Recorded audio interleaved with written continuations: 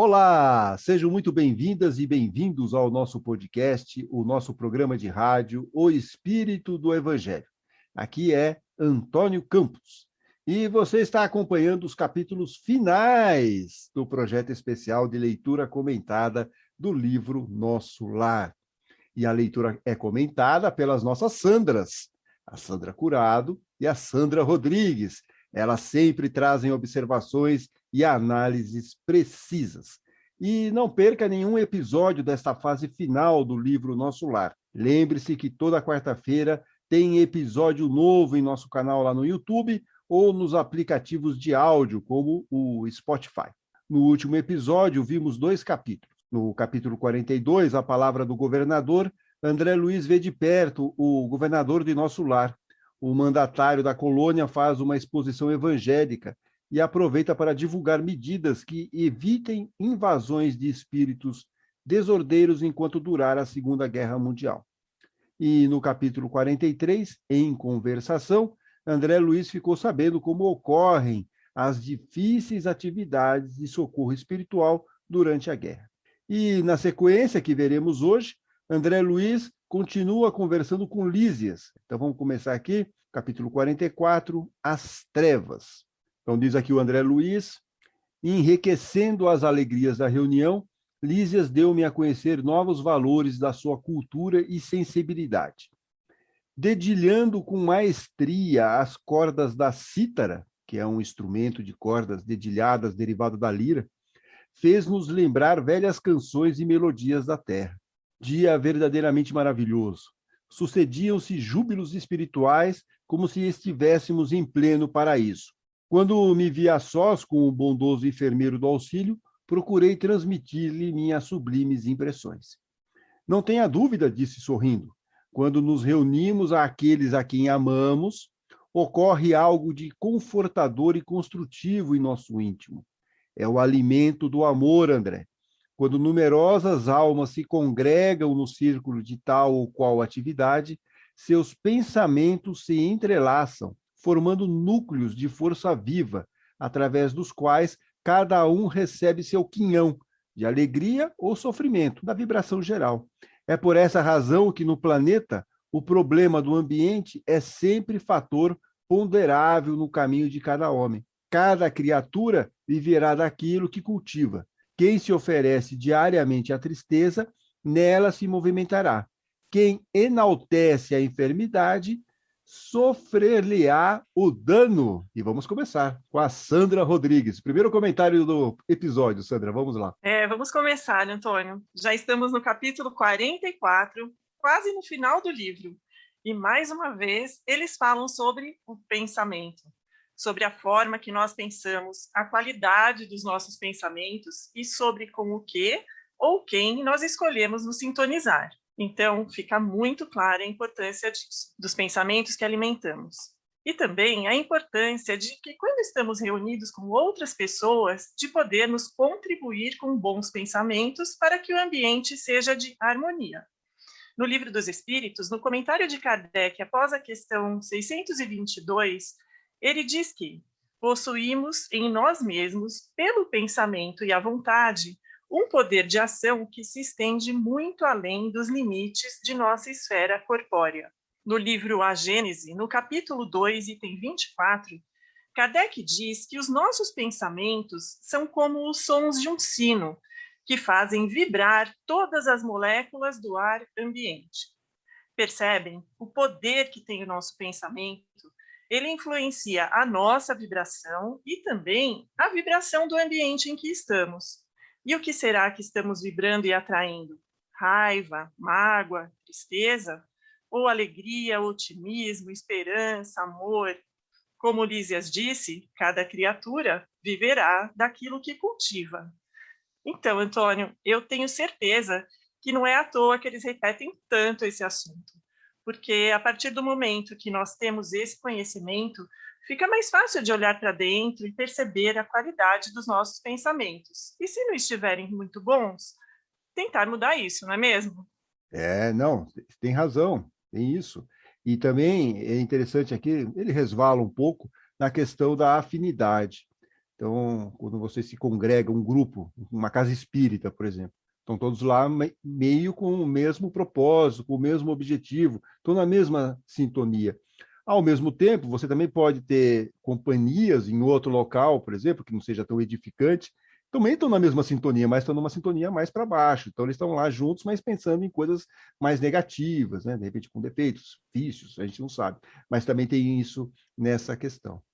É E que legal. um pensamento, né? Que um pensamento que distorcido ali pode mudar todo o ambiente. Também. Isso que ele quis dizer ali em cima também, né? Perfeito, é isso mesmo. Então você vê que tudo a gente tem que tomar muito cuidado. Tem a vibração e a gente também pode atrapalhar algum ambiente se a gente estiver fora da sintonia e fora da faixa lá. Legal. Bom, voltamos aqui. Todas essas considerações que nós estamos fazendo em cima do comentário do Lísias e que nos provocam aqui todas essas observações causaram muita estranheza ao André Luiz. Ele mesmo fala, observando-me a estranheza, concluiu. Aí, então, o Lísias percebeu que o André Luiz não estava entendendo muito bem a questão, e aí ele vai fazer, então, uma nova abordagem aqui para deixar mais clara a situação aqui para o André Luiz. Fala o Lísias. Não há muito mistério, é a lei da vida. Tanto nos esforços do bem, como nos movimentos do mal, das reuniões de fraternidade, de esperança, de amor e de alegria, sairemos com a fraternidade, a esperança, o amor e a alegria de todos. Mas de toda a assembleia de tendências inferiores, em que predominam o egoísmo, a vaidade ou o crime, sairemos envenenados com as vibrações destrutivas desses sentimentos. Tem razão, exclamei comovido. Vejo nisso igualmente os princípios que regem a vida nos lares humanos.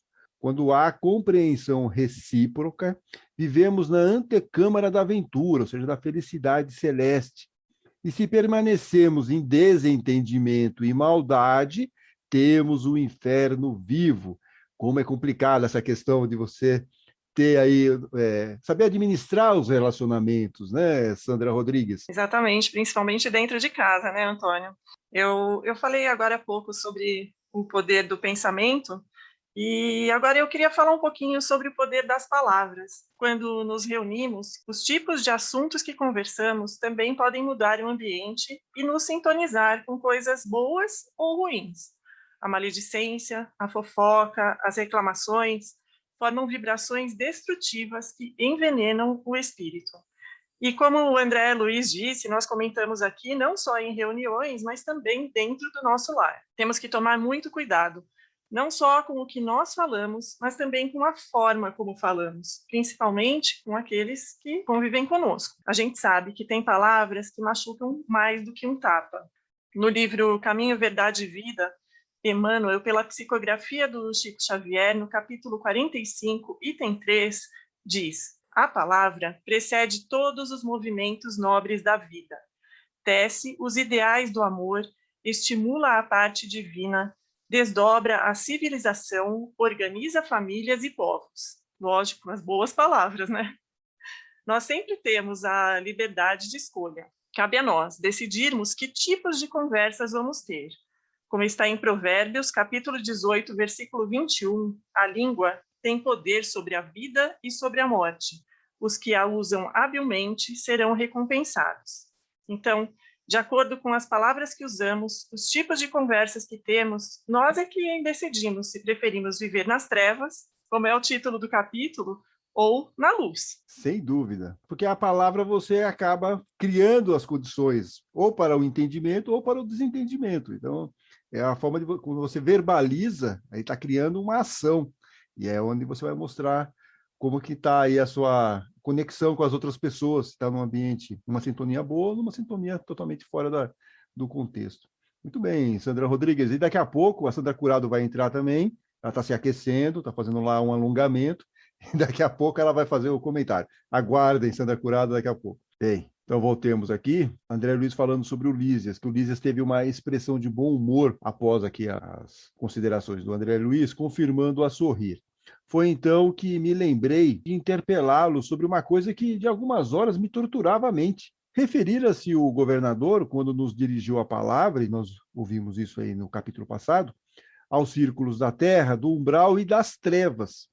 Mas, francamente, não tinha eu até então qualquer notícia desse último plano, ou seja, das trevas. Do umbral ele já sabia, mas das trevas podia até ser um sinônimo, né?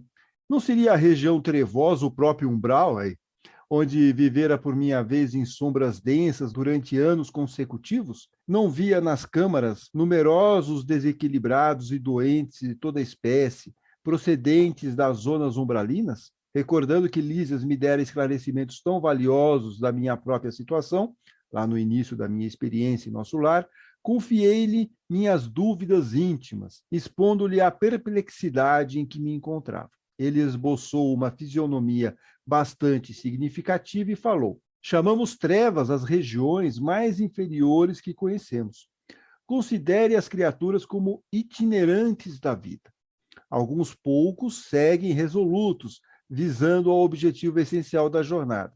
São os espíritos nobilíssimos que descobriram a essência divina em si mesmos, marchando para o alvo sublime sem vacilações.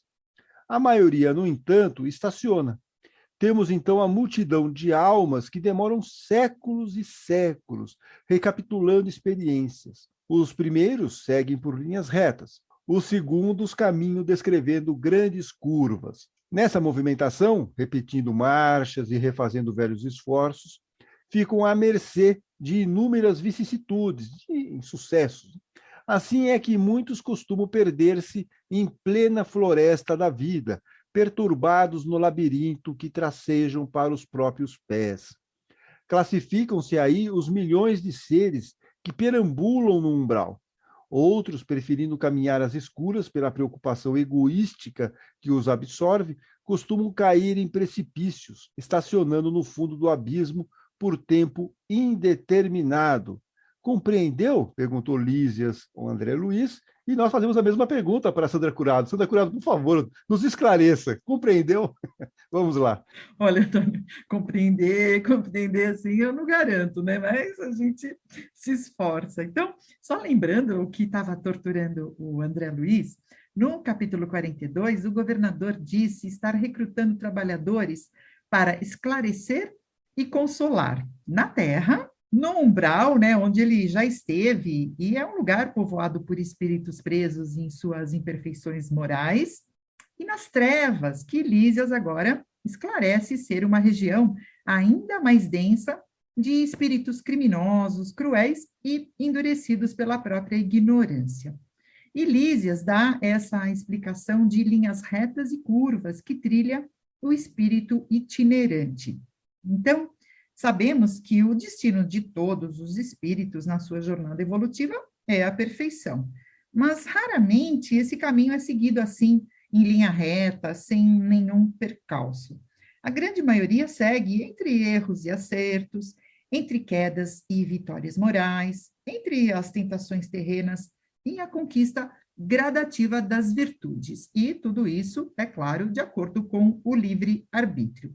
Então, o que Lísias esclarece aqui é que uma parte desses espíritos tem a tendência de ir totalmente contra as leis divinas, escolhendo agir sempre na imperfeição, e, com isso, vai gerando caminhos tortuosos que os afastam do objetivo da perfeição e os conduzem a esse estado trevoso que tanto assombrou André Luiz. E no Livro dos Espíritos, na questão 121, Kardec pergunta por que alguns seguem o caminho do bem e outros do mal. E a espiritualidade responde: vocês não têm o livre-arbítrio? Os maus se tornam maus por vontade própria. E na questão 125, eles complementam dizendo que mesmo os maus chegarão à superioridade, mas as eternidades serão mais longas. Como disse Lísias, Antônio, almas que demoram séculos e séculos recapitulando experiências. E ainda bem que tem a encarnação, a reencarnação, que aí dá para melhorar um pouquinho, né? Acertar, em algum momento acertar aí a trajetória. Mas acho que agora ficou bem claro. Agora todos nós compreendemos, e o André Luiz também. Ele fala aqui para nós o seguinte: as elucidações não poderiam ser mais claras. Sensibilizado, porém, com a extensão e complexidade do assunto, ponderei. Entretanto, que me diz dessas quedas? Verificam-se apenas na Terra? Somente os encarnados são suscetíveis de precipitação no despenhadeiro? Lísias pensou um minuto e respondeu: sua observação é oportuna.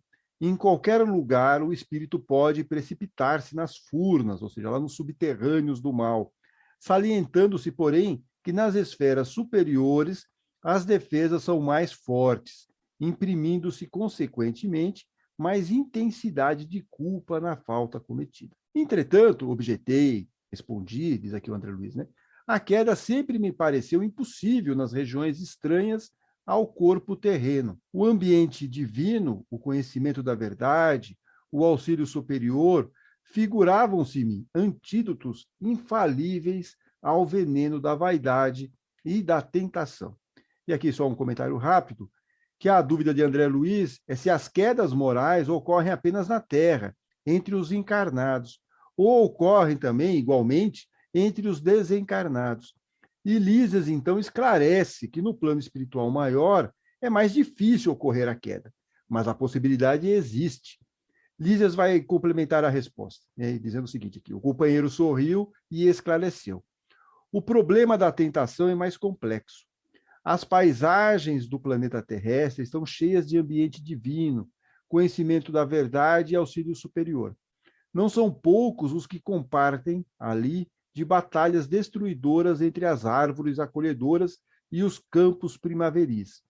Muitos cometem homicídios ao luar, insensíveis à profunda sugestão das estrelas. Outros exploram os mais fracos, ouvindo elevadas revelações da verdade superior. Não faltam na Terra paisagens e expressões essencialmente divinas. O outro rápido comentário: em uma de suas previsões aos discípulos, Jesus conta aos apóstolos que aquele que vos matar julgará, ou seja, vai crer, terá aí a certeza de estar realizando um ato de culto, ou seja, um ato agradável a Deus. Em outras palavras, como diz a Bíblia do Peregrino, seria uma espécie de homicídio ritual, como obra agradável a Deus. E se pegarmos a história da humanidade, veremos que muitos conflitos e homicídios ocorreram por pessoas que achavam estar cumprindo a vontade de Deus. Então é isso que o Lísias está tentando explicar aqui para o André Luiz, que diz o seguinte: as palavras do enfermeiro calavam-me fundo no espírito. De fato, em geral, os guerreiros estimam a destruição na primavera e no estio, ou seja, no verão, quando a natureza estende no solo e no firmamento maravilhas de cor, perfumes e luz. Os latrocínios e homicídios são praticados de preferência à noite, quando a lua e as estrelas enchem o planeta de poesia divina. A maioria dos verdugos, ou seja, aquelas pessoas cruéis, né? Então ele está dizendo que a maioria dos verdugos da humanidade constitui-se de homens eminentemente cultos, que desprezam a inspiração divina. Vimos isso no episódio passado, sobre o bombardeio de edifícios civis sem ligação com alvos militares. Seguindo aqui. Renovando minha concepção referente à queda espiritual, acrescentei: contudo, Lísias, poderá você dar-me uma ideia da localização dessa zona de trevas? Se o umbral está ligado à mente humana, onde ficará semelhante lugar de sofrimento e pavor? Há esferas de vida em toda parte, disse ele solícito. O vácuo sempre há de ser mera imagem literária. Em tudo há energias viventes e cada espécie de seres funciona em determinada zona da vida.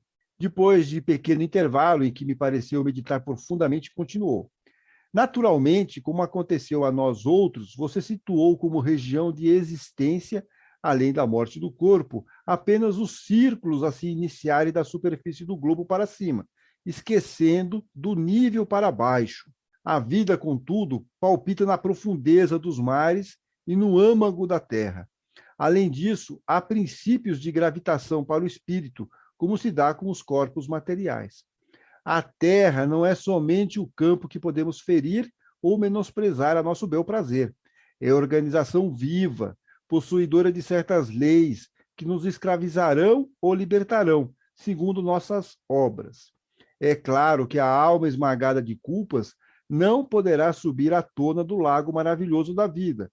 Resumindo, devo lembrar que as aves livres ascendem às alturas. As que se embaraçam no cipoal sentem-se tolhidas no voo. e as que se prendem a peso considerável são meras escravas do desconhecido. Percebe? E com outra pergunta, eu vou também chamar aqui a Sandra Curado. Sandra Curado, por favor, nos explique tudo isso que o Lísias estava aqui explicando para o André Luiz, por favor.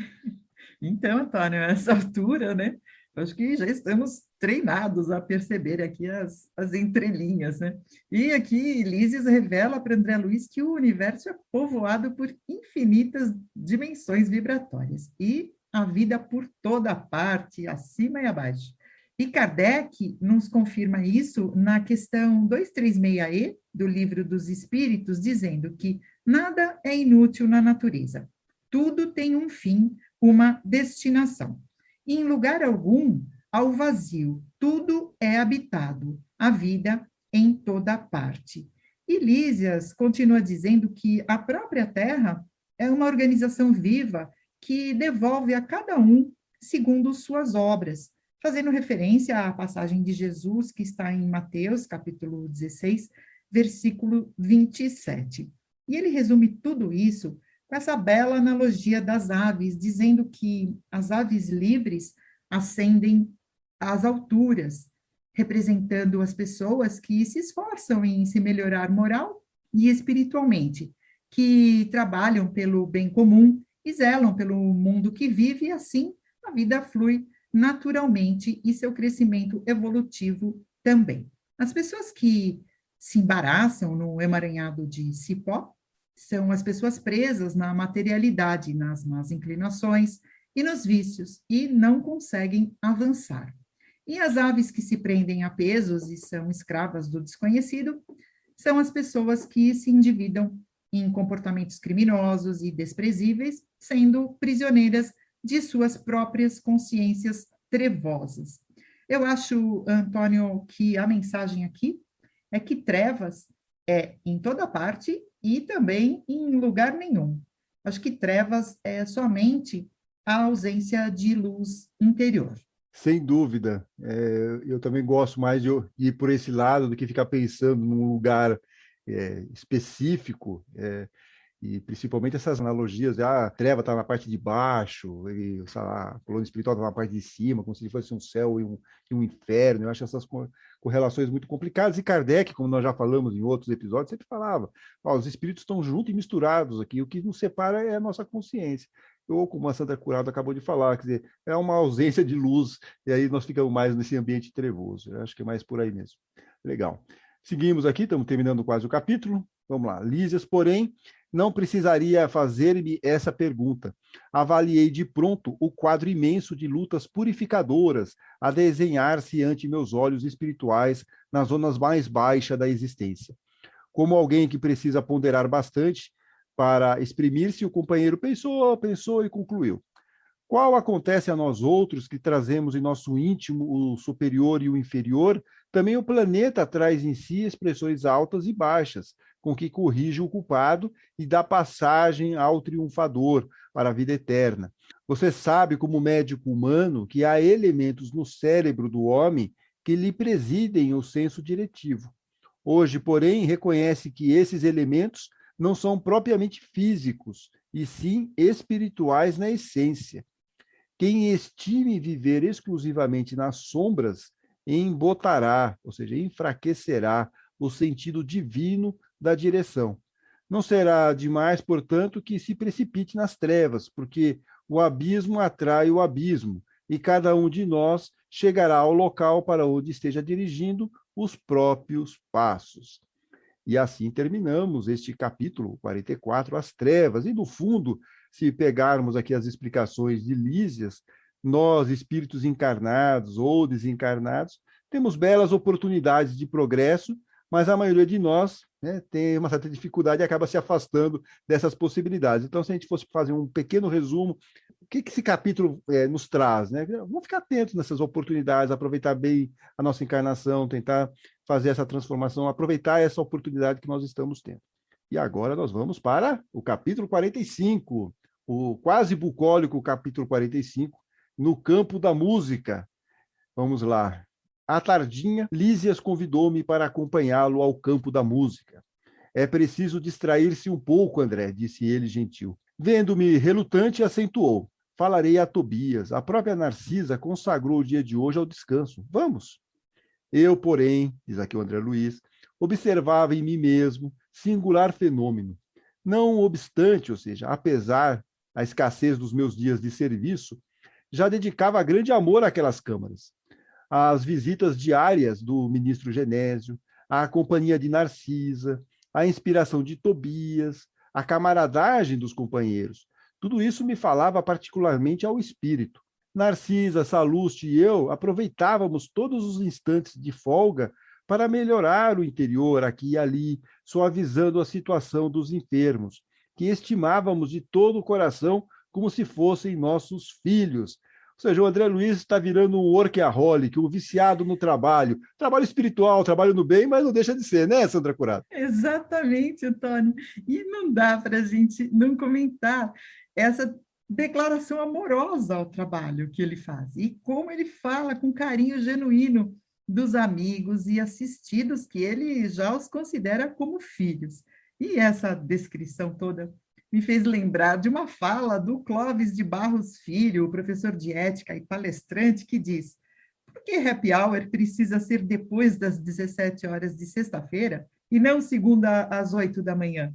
Porque essa hora feliz tem que ser sempre depois do expediente e não durante. E se pararmos para pensar sobre essa fala do professor, isso nos condiciona a ficarmos contando as horas para o trabalho acabar, para o dia acabar, para a semana acabar, para daí sim sermos felizes. Mas, Antônio, o André Luiz, ele deixa claro aqui para a gente que instantes felizes podem acontecer a qualquer momento, né? E ele não fica esperando o happy hour chegar, não, né? É isso mesmo. O professor Clóvis está certo, né? Nós é que temos, a nossa mentalidade, a nossa forma de encarar a vida, as nossas situações, nós é que temos que fazer o nosso happy hour todo momento, toda a situação, que é aproveitar ao máximo. Muito legal. Eu acho que tem até uma frase que fala que quando a gente trabalha com amor, não é trabalho, né? É prazer. Exatamente, também tem isso. Exatamente. Maneiras de encarar as nossas atividades no dia a dia. E o André Luiz, então, fala o seguinte: considerando a nova posição em que me encontrava, acerquei-me de Tobias, a quem o enfermeiro do auxílio dirigiu a palavra com respeitosa intimidade. Recebendo a solicitação, meu iniciador no trabalho anuiu, ou seja, concordou satisfeito. Ótimo programa! André precisa conhecer o campo da música. E abraçando-me, não hesite, aproveite, volte à noite quando quiser. Todos os nossos serviços estão convenientemente atendidos. Bom, aí, André Luiz, então, vai lá para o campo da música. Acompanhei Lísias reconhecidamente. Atingindo-lhe a residência no Ministério do Auxílio, tive a satisfação de rever a senhora Laura, e informar-me quanto ao regresso da abnegada mãe de Heloísa, que deveria regressar do planeta na próxima semana.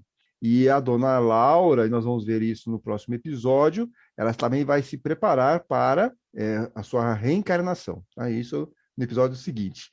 A casa estava repleta de contentamento, havia mais beleza no interior doméstico, novas disposições no jardim. Despedindo-nos, a dona da casa me abraçou e falou bem-humorada: então, doravante, ou seja, a partir de agora, a cidade terá mais um frequentador para o campo da música. Tome cuidado com o coração. Quanto a mim, ainda ficarei hoje em casa. Vingar-me-ei de vocês, porém, muito em breve. Não me demorarei a buscar meu alimento na terra, diz aqui a dona Laura, e nós vamos entender tudo isso agora com a Sandra Rodrigues. Fala, Sandra. É isso aí, Antônio. Vamos falar dessas idas e vindas entre o mundo espiritual e o nosso mundo material. A casa da dona Laura estava toda arrumada porque a filha dela iria desencarnar e seria recebida lá com muita alegria. Da mesma forma que nós ficamos felizes e arrumamos a casa toda para a chegada de uma criança aqui.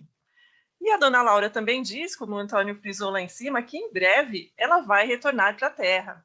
A filha vai desencarnar e ela vai encarnar. E a gente já imagina a falta que ela vai fazer lá para eles, para o Lísias, a Heloísa e para o André, que vai ficar por um tempo sem a sua grande amiga e conselheira. E mais uma vez, pensamos em nós, quando nossos entes queridos desencarnam. Sabemos a falta que eles fazem e a saudade que sentimos. É muito difícil ainda para nós encararmos com naturalidade esse processo de chegadas e partidas que acontece todos os dias. Mesmo estudando a doutrina espírita, sabendo que a vida continua, ainda temos muita dificuldade em desapegar. Muito bem, depois desse comentário esclarecedor da Sandra Rodrigues, sigamos aqui. André Luiz está falando que, em meio da geral alegria, ganhamos a via pública. As jovens faziam-se acompanhar de Polidoro e Estácio, com quem palestravam, ou seja, conversavam animadamente. Lísias, a meu lado, logo que deixamos o aeróbus, numa das praças do Ministério da Elevação, disse carinhoso: finalmente vai você conhecer a minha noiva, a quem tenho falado muitas vezes a seu respeito. É curioso, observei intrigado. Encontramos noivados também por aqui? Ótima pergunta do André Luiz, a propósito. Né? Como não, disse Lísias. Vive o amor sublime no corpo mortal ou na alma eterna? Lá no círculo terrestre, meu caro, o amor é uma espécie de ouro abafado nas pedras brutas. Tanto o misturam os homens com as necessidades, os desejos e estados inferiores, que raramente se diferenciará a ganga, ou seja, algo sem valor, do precioso metal. A observação era lógica. Reconhecendo o efeito benéfico da explicação, prosseguiu. O noivado é muito mais belo na espiritualidade. Não existem véus de ilusão a obscurecer-nos o olhar. Somos o que somos. Lacínia e eu já fracassamos muitas vezes nas experiências materiais. Devo confessar que quase todos os desastres do pretérito, ou seja, do passado, tiveram origem na minha imprevidência e absoluta falta de autodomínio. A liberdade que as leis sociais do planeta conferem ao sexo masculino ainda não foi devidamente compreendida por nós outros. Raramente algum de nós a utiliza no mundo em serviço de espiritualização. A miúde, ou seja, com frequência, convertemo-la em resvaladouro, ou seja, ladeira para a animalidade. Vamos para baixo. As mulheres, ao contrário, têm tido até agora a seu favor as disciplinas mais rigorosas. Na existência passageira, sofrem-nos a tirania e suportam o peso das nossas imposições. Aqui, porém, verificamos o reajustamento dos valores.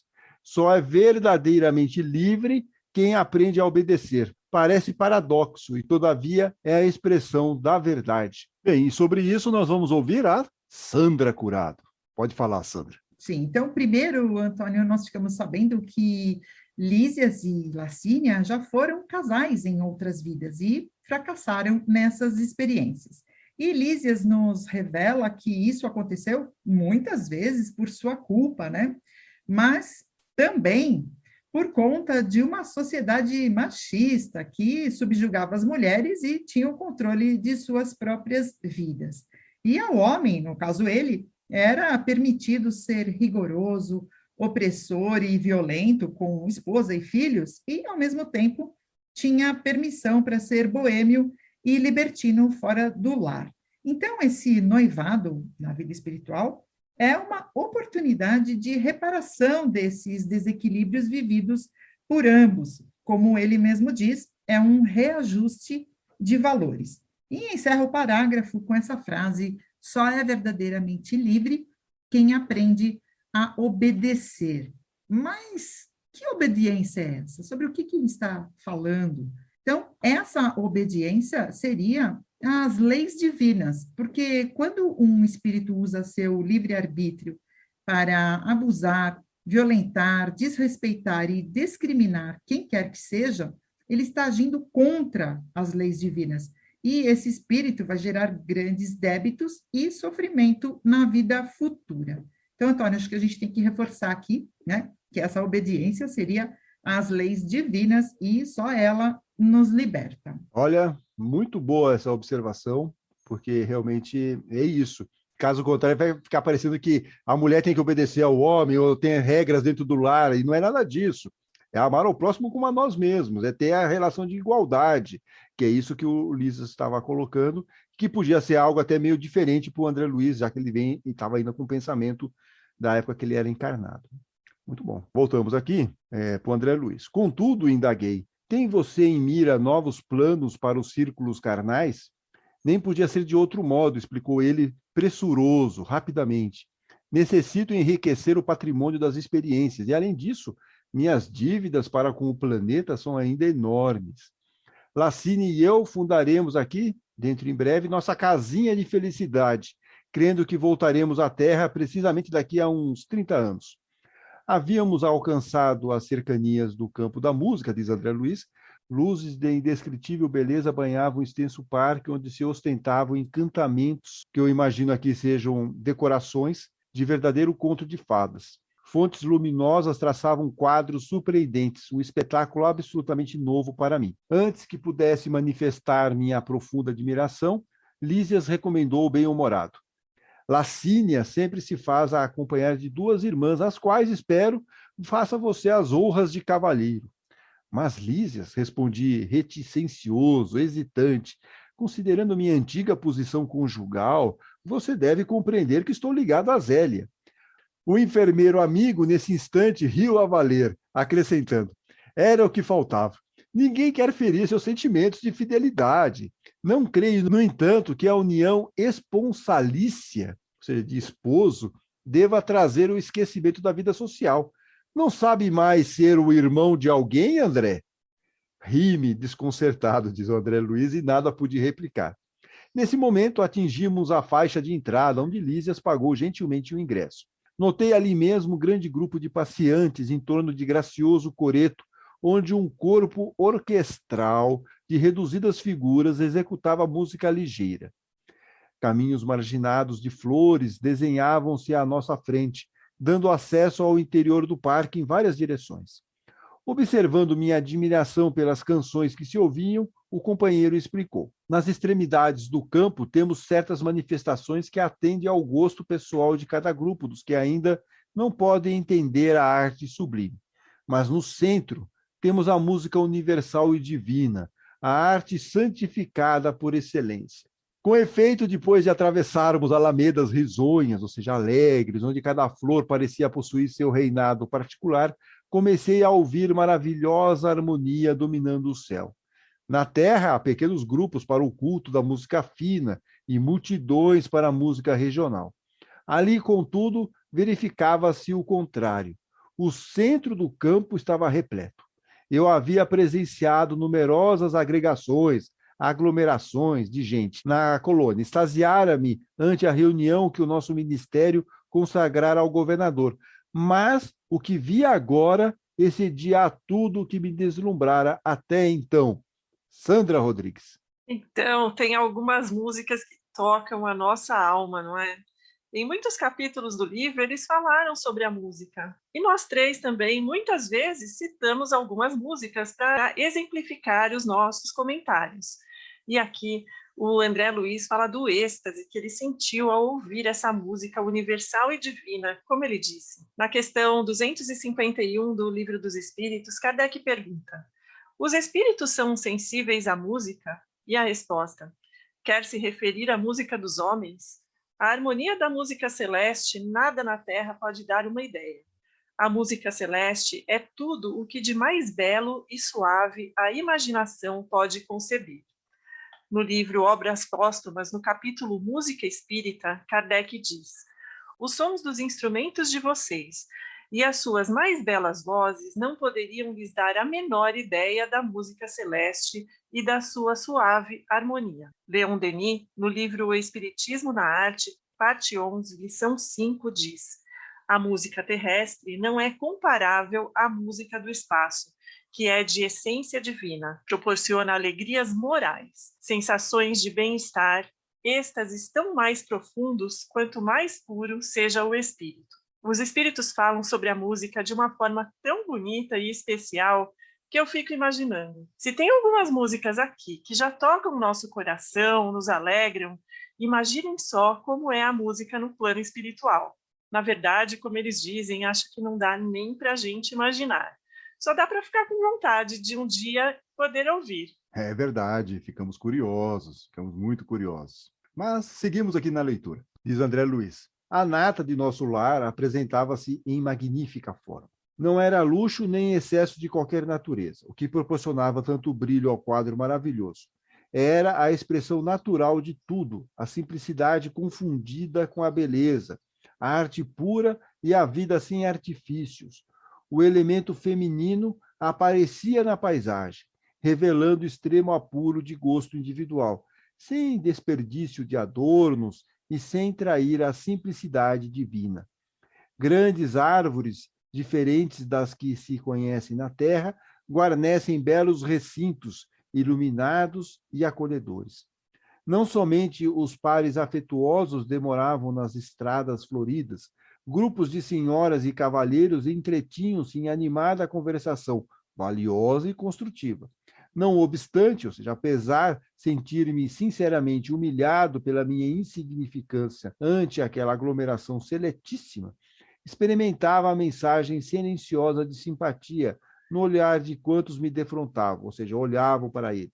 Ouvia frases soltas relativamente aos círculos carnais, e, contudo, em nenhuma palestra notei o mais ligeiro laivo sinal de malícia ou de acusação aos homens. Discutia-se o amor, a cultura intelectual, a pesquisa científica, a filosofia edificante, mas todos os comentários tendiam à esfera elevada do auxílio mútuo, sem qualquer atrito de opinião. Observei que ali o mais sábio restringia as vibrações de seu poder intelectual, ao passo que os menos instruídos elevavam quanto possível a capacidade de compreensão para absorver as dádivas do conhecimento superior. Em palestras numerosas, recolhia referências a Jesus e ao Evangelho, e, no entanto, o que mais me impressionava era a nota de alegria reinante em todas as conversações. Ninguém recordava o mestre com as vibrações negativas da tristeza inútil ou do injustificável desalento. Jesus era lembrado por todos como o supremo orientador das organizações terrenas, visíveis e invisíveis, cheio de compreensão e bondade, mas também consciente da energia e da vigilância necessárias à preservação da ordem e da justiça. Sandra Curado. Ai, Antônio, eu fico inebriada com a descrição de André Luiz desse lugar e dessa atmosfera. Bem, não é para menos, né? Porque, como ele mesmo diz, é a reunião da nata de nosso lar. E essa expressão aqui na Terra já nos remete a um grupo seleto de pessoas que representam luxo, poder, influência, a alta sociedade propriamente dita. Mas, em nosso lar, é bem diferente. A nata é composta por espíritos reunidos em laços de amor genuíno e que convivem em harmonia, respeito e simplicidade, apesar de serem espíritos de diferentes instrução e cultura. E aqui fica uma reflexão. Será que é possível reproduzir aqui na Terra semelhante situação, num encontro entre pessoas tão diferentes? E nesse parágrafo, o André Luiz ele deixa algumas dicas para a gente. Primeiramente, devemos compreender que toda e qualquer conversação deve ser edificante, evitando o comentário mal e fazer fofocas, como a Sandra já falou para a gente ali no capítulo anterior. E, se não tiver o que dizer, o silêncio é bem-vindo. Sempre que alguém falar, usar a sabedoria e a humildade para nivelar os assuntos, para que todos possam interagir.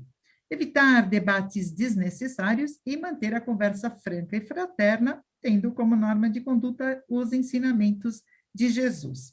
Antônio, digamos que não é uma tarefa fácil, mas a gente pode contribuir fazendo a nossa parte. Como disse Paulo aos Efésios, no capítulo 4, versículo 29, não saia dos vossos lábios nenhuma palavra inconveniente, mas na hora oportuna, a que for boa para a edificação, que dê graça aos que a ouvem.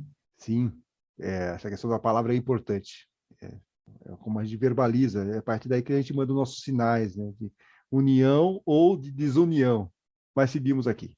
Aquela sociedade otimista encantava-me, disse André Luiz. Diante dos olhos tinha concretizadas as esperanças de grande número de pensadores verdadeiramente nobres na Terra. Grandemente maravilhado com a música sublime, ouvi Lísias dizer: nossos orientadores em harmonia absorvem raios de inspiração nos planos mais altos, e os grandes compositores terrestres são, por vezes, trazidos às esferas como a nossa, onde recebem algumas expressões melódicas, transmitindo-nos, por sua vez, aos ouvidos humanos, adornando os temas recebidos com o gênio que possuem. O universo, André, está cheio de beleza e sublimidade. O facho resplendente e eterno da vida procede originariamente de Deus. O enfermeiro do auxílio toda a vida não pôde continuar. Fôramos defrontados por gracioso grupo. Lacínia e as irmãs haviam chegado e era preciso atender aos imperativos da confraternização. E assim terminamos mais o capítulo 45, e na semana que vem nós vamos dar um salto temporal de 1 ano, já no próximo capítulo, 46, Sacrifício de Mulher. Vamos saber que a mãe de André Luiz vai reencarnar para auxiliar o pai dele, o pai do André Luiz, que também vai voltar à Terra. Vamos saber como vai ser esse planejamento, o que está previsto. E o capítulo 47, a volta de Laura. Dona Laura também vai reencarnar. Então, são 2 capítulos que vão tratar do mesmo tema. Então, também vai reencarnar Dona Laura e está preocupada. É uma preocupação justa. Será que tudo que ela está planejando vai dar certo? Será que ela vai conseguir aproveitar bem a nova oportunidade como encarnada? Tudo isso vamos comentar juntos no próximo episódio, na próxima quarta-feira. Fiquem bem, fiquem com Deus.